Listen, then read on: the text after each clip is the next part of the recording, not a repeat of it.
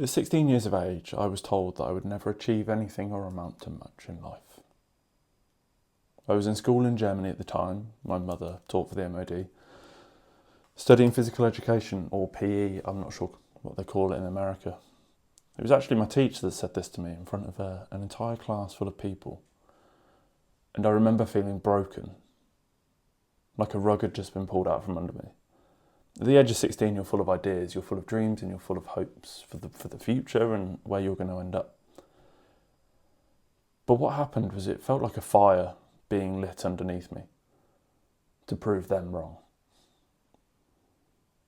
Now, being told that I was already at my limit was soul-destroying. And now I sit here at the age of 29, married, happily, and as a dad to a fantastic little boy, and this memory is still very clear in my mind. I took the fire, now imagine the flame of Gondor for scale, into my A-levels, where at a new school I wanted to prove everybody wrong. Until I finished school, I kept the phrase, "Don't let him be right," playing in my head over and over again, continuing to stoke that fire and keep it lit within inside me. As time passed, I realised that the idle words of one person needn't send me into a lifelong journey of revenge success, as in reality, he probably wasn't a fortune teller. Now, I noticed the biggest change when I finished my formal education. I landed a job in petroleum sales, or oil sales, whichever one you want to use. Having someone believe in my abilities and my work ethic began to unwrap that distaste left behind 3 years prior.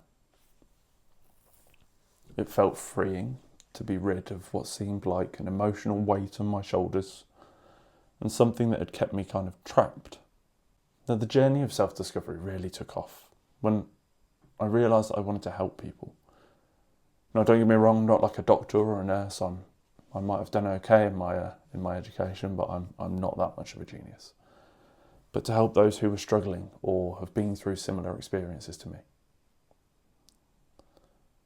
And within that, the quote from "small acorns come great oak trees" really took hold.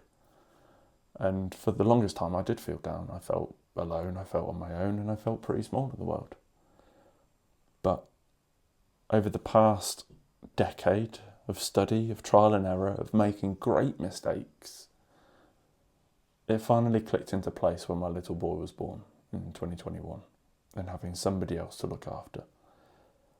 Now, at the time, I was actively helping as many people as I could and understanding their obstacles. But from the moment I laid eyes on my little boy, I knew that the value and impact I was going to have in the world was well placed. Throughout our lives, we're told different things, spoken to in different ways, and interact with a plethora of different people. Reflecting on this now, I realise that I could have let this consume me very, very easily and have taken that comment with me throughout the rest of my life. Some of the people I speak to have. They've taken that experience and that's their all-consuming view of the world. Where we allow imposed limiting beliefs from other people to become our own belief system, then we mask our purpose and our mission in life. We give someone else control. And I don't know about you, but for me, I don't want that. I want to own my life. What I would love for you to realise is that it doesn't have to be that way, or stay how it is. I would implore you to reflect on your experiences, good and bad. I understand that might be quite hard, and try and learn from that. What point can you learn from that experience and help yourself dissolve those limiting beliefs once and for all? And if I could sum up that experience and that time of my life in one sentence, it would go something like this. Bear with me,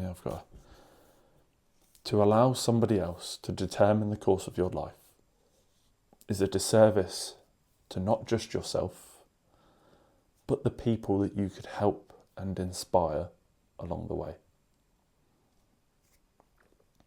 Now, this is just my experience. This is my personal story.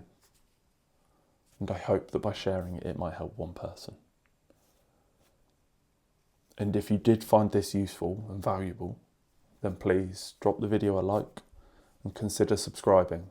And if you've got feedback or you want to talk some more, then drop a message in the comments. I'm always there, I'm always looking, and I'm more than happy to start that discussion. Thank you very much for watching, and I'll see you in the next one.